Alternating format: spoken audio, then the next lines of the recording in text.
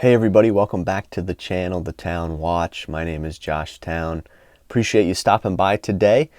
This video is kind of an unboxing and quick review. I have a watch here today, unlike any watch that I've had on my channel so far. It's a German style watch. I can say that I think. It's not technically a German made watch, though it is designed in Germany, so haven't had anything like this on the channel today, and I have to say right off the bat, a special thank you to the Beans and Bezels channel. Wonderful channel. If you haven't seen it on YouTube, I highly recommend you go over there, check out his videos, and subscribe to him. Great content. He let me borrow this watch, so after I'm done with it, I'm going to ship it back to him. So big thank you to him. Please go check out his channel. He does amazing reviews, very in-depth. The videography and photography is top-notch. Much better than you find here on this channel. So please go check out him. But let's look at the watch. Let's see what we have here today.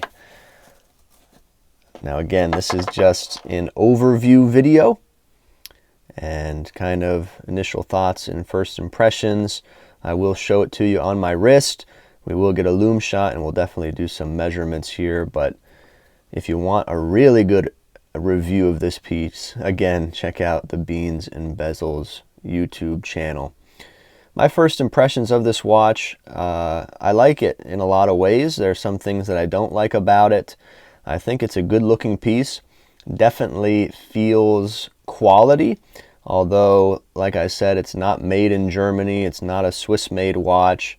It is technically made in China, I believe, at least put together there. A lot of the components come from there. And they're not trying to hide that fact necessarily. But even though that is the case, I feel like the finishing and the quality of this watch is pretty good. And it's not a cheap watch by any means. I believe the MSRP on this particular watch is somewhere around the $600 range. And I'll leave links to their website down in the description below. But really, honestly, out of the box, I can see it's a quality piece. Is it worth $600?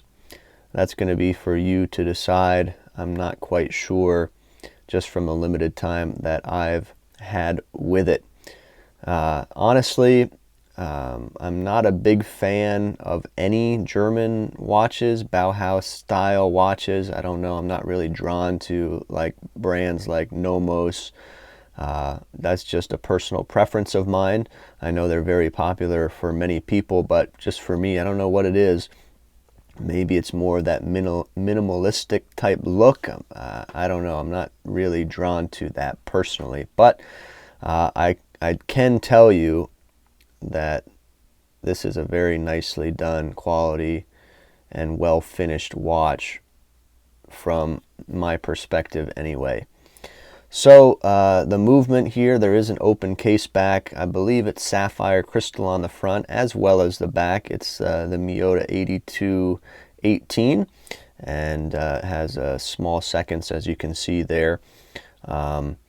Let's get some quick measurements here as we continue through this overview. It's about a 40 millimeter case diameter, and it's a very circular piece, as you can tell. Case thickness coming in here a little over 11 millimeters as I'm measuring it. Let's take a look at the lug to lug, 48.5 or so, and the lug width is coming in at 20 millimeters. Now these come on these very nice leather straps, a nice thick leather, but still very pliable, and they have a soft underside to them there. Nice stainless steel buckle with some logo branding there as well. Something that you might have noticed is their name on the side of the case of the watch. Not a fan of that. Really, I don't care who you are as a company. I just don't really want to see your name or anything, a logo, nothing on the side of the case. That might just be me. You guys let me know down in the comments if you like that or not. I've seen it with Invictas, and no other watches come to mind at this point, but not a fan of that personally. I do like the small seconds here. It's an interesting position to have that subdial, but it doesn't look bad. Also, they've kind of gone a little bit of Christopher Ward by putting their name there at the 9 o'clock. Doesn't bother me either. And then they have the FWB underneath the 12. The indices are in rose gold, and they have some loomed pips on the chapter ring, and there is some illumination on the hands as well. You get some rose gold coloring on the crown and even on the rotor as well, with the writing that is there. Not a bad looking movement for sure. Some blued screws. The blue kind of goes as well here with these screws on the lugs, and some blue on the crown also. So you get some pops of color here on this watch. But like I said, it seems like a quality piece. Let me put it on the wrist. Today I'm wearing the Ball Hydrocarbon 15th Anniversary Edition. Very nice watch from Ball that is on loan from them. Please check out my unboxing of this watch and an upcoming full review. But let me take this off and try and slap this on. So there it is here on my 6.5-inch wrist. It's comfortable. I think it sits well.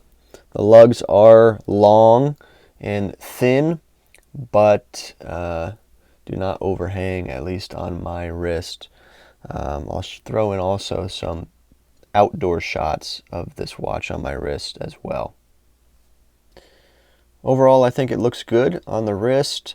I just, again, am not drawn to this Bauhaus style watch personally. So there is some lume, so let's turn off the lights and check the lume on this watch. Well, there's a lume shot. I charged it up for a little bit. You can see the hands are glowing pretty well. The loomed pips are there, although they're faint. But some lume is better than no lume. So I don't really have any big negative things to say about this watch, except that personally this style of watch is not for me, but it definitely will appeal to many people.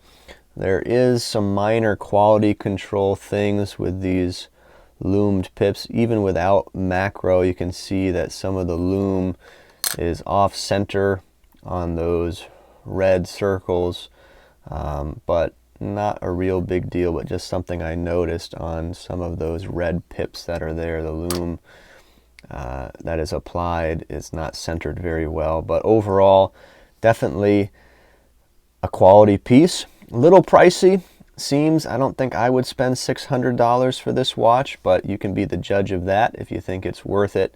But that's my quick overview and quick unboxing, initial thoughts about this watch. I'm going to give it back to the Beans and Bezels channel. If you want a more in-depth, higher quality videography and photographs of this watch, go check out the Beans and Bezels channel. And I say thank you again to him for letting me spend a little time with this watch. If you liked the video today, please let us know by leaving a like. That really helps out. It goes a long way. We really appreciate it. Let me know your thoughts about this watch, if you like it. If you don't, what you think about it. Love to comment. Love to hear your comments down there and interact with you there as well. Thanks for tuning in to The Town Watch. We'll see you in the next video.